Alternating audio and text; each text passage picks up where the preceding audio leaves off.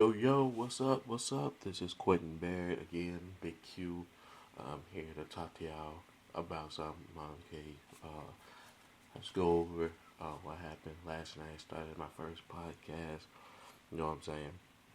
Introducing myself. Basically, was introducing myself, telling y'all a little bit about myself. It really didn't go as I planned. I didn't get a lot of people.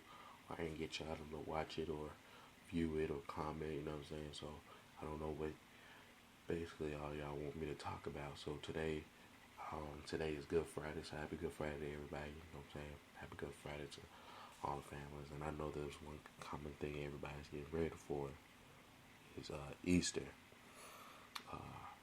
And so my question to y'all is, what is Easter? What do Easter mean to y'all? Because Easter, the Easter means differently to everybody. Some people say, oh, it's about this Easter about giving out eggs, or it's about getting candy, or it's about go buy that good looking suit and get rid and try to look good and nice on Easter Sunday for the church. But nobody actually sat down and thought, okay, or the parents, or sometimes parents will sit down and tell the kids, okay, this is what Easter is really about. Like, for example, my church, I go to Church of Revelation. My pastor is Pastor Leonard Coleman Jr. The co-pastor is Deborah Coleman. And what they do is every Easter they have a play, a skit about Jesus' resurrection days, how he died on the cross, and also how he risen from the dead. And that's what basically Easter is about. See, Easter and Christmas got one thing common. They both have important dates. Yes, Christmas is about, oh, Santa Claus is coming. To the kids, Santa Claus is coming. I get gifts what I'm going to get on Christmas Day. But most importantly, it's about the birth of Jesus Christ. And then Easter is something like, it has the same length as Christmas. But I'm sorry, kids, you don't get a break when Easter coming. But it has the same similarity because it's also talking about Jesus. See, Christmas is talking about the birth. Easter talking about the death and how he rose up from the dead. And a lot of parents and kids don't know that this is what really happened on that day. This is what exactly what really happened. Jesus had died for our sins because every one of us was supposed to go to hell. God gave up on us. God said no. He going to hell. He going to hell. He going to hell. All this stuff that we see right now, we wouldn't have never seen it. All these iPods, PlayStations, Xbox. Your brothers and sisters that you got right now, you wouldn't know them because you wouldn't be, if God had that final decision to say, no, you're going straight to hell, you wouldn't know your mom, you wouldn't know your dad. We'd all be right in hell. We wouldn't be in heaven. We wouldn't know our grandparents. We wouldn't know the glory of the beauty of life. We wouldn't know about college and school. And so when you finally realize what God really done, what I realized what God really done, can you ask yourself this? When you first hold God didn't hold Jesus when he was born. Mary and Joseph did. All God did was saw. That's my son. That's my son. He saw that he was born. Oh, Mama did say open the door. He saw that he was born. But he also saw, but he also knew that Jesus had a big purpose in life, that he had a goal, a mission, as you can say, as he grew up. Jesus, as he grew up, there was a lot of things that he did that he knew, and God also knew that he was going to do. That he was going to heal a blind man, or he himself raised a man from the dead, or he walked on water, or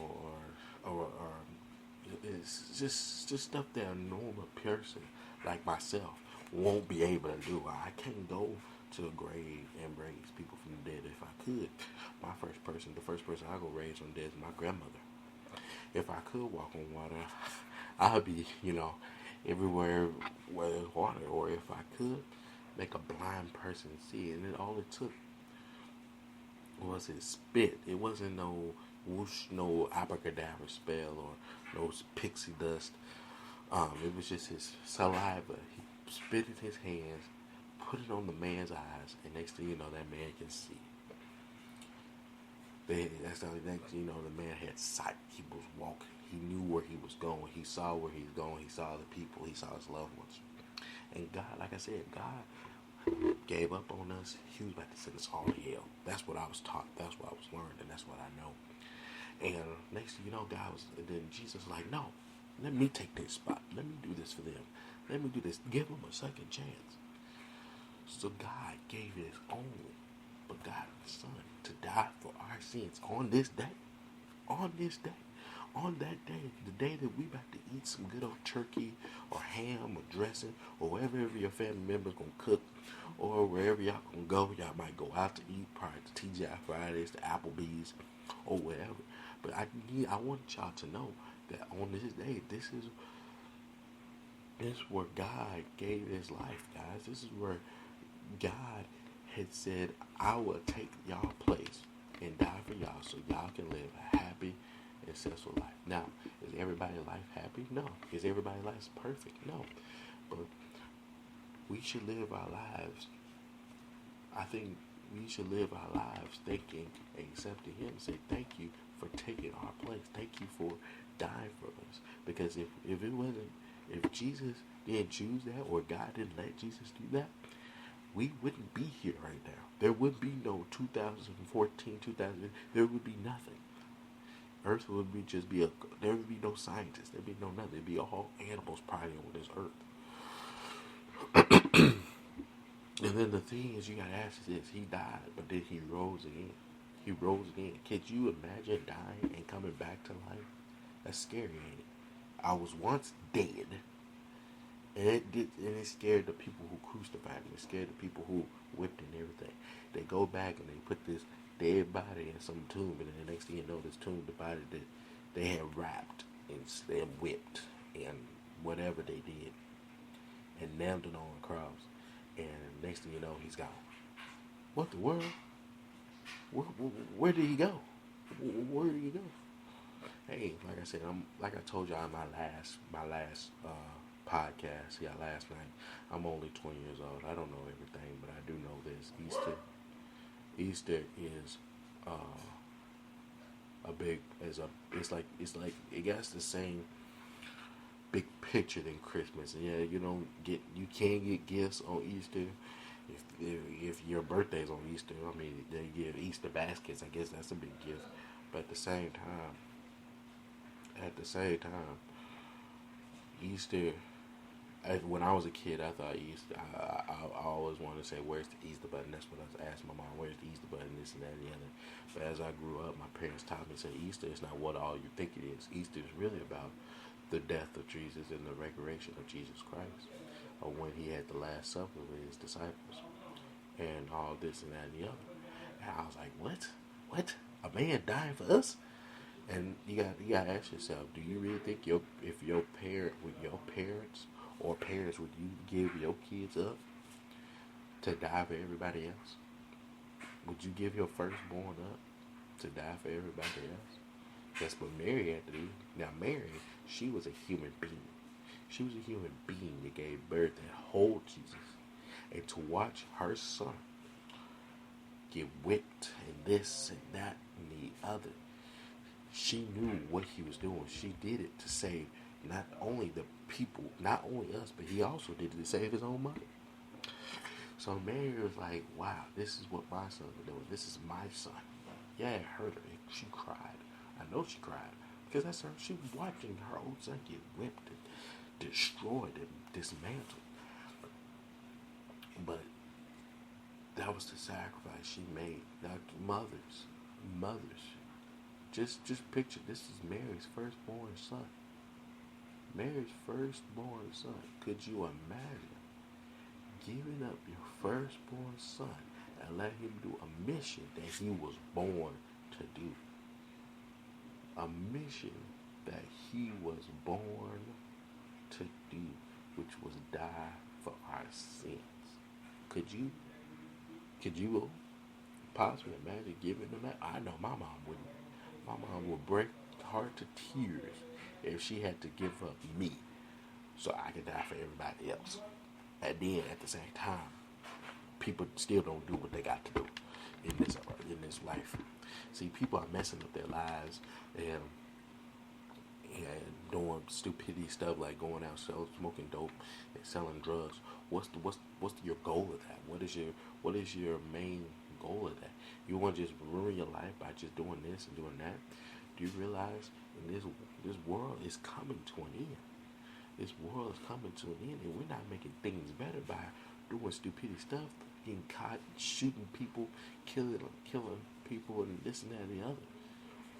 Man, I feel bad for this next generation that is coming in this world because all they're gonna come in this world as all I see is full of hate.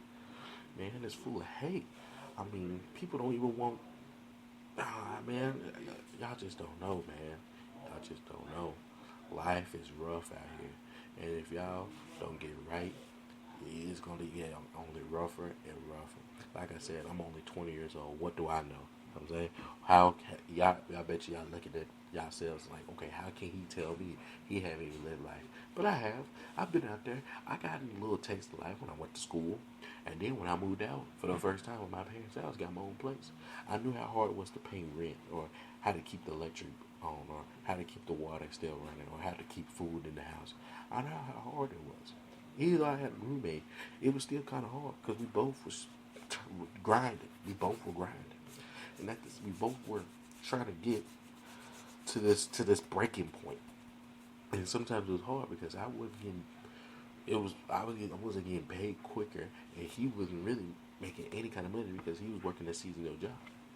So I understand how you try to make your rent, or you try to pay the bill to keep your lights on. I understand you trying to do whatever you can to keep your family intact and stay intact. But then there's this thing. there's this thing.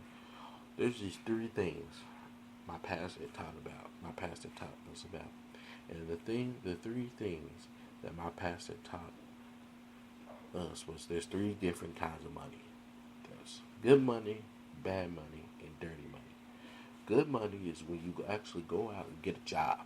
Go out and get a job, earn the money, and work hard, and get bonuses, get a raise, whatever.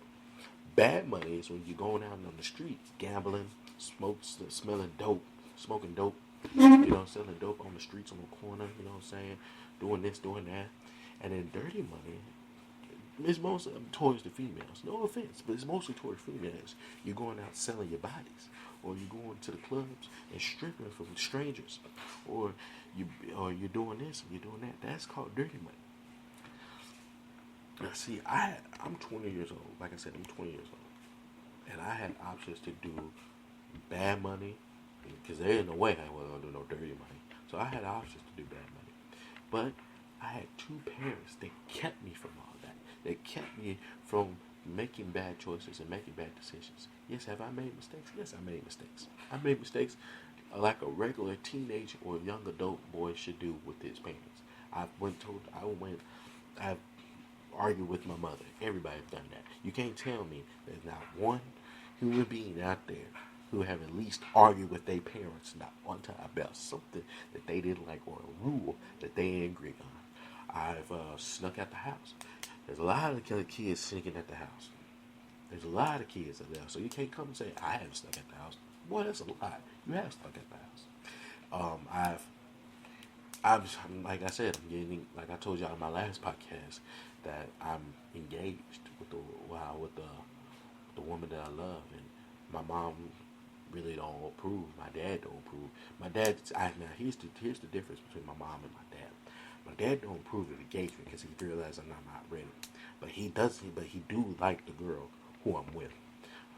On the other hand, my mom, she don't approve as well. She don't like the girl who I'm with because every time I give advice or whatever, she like break up with her. And I'll be like, really? I mean, that's just an answer. I mean, when parents, guys, young people, or kids who are just now dating, when you meet that that person and your parents don't like them. They just trying to look out for you.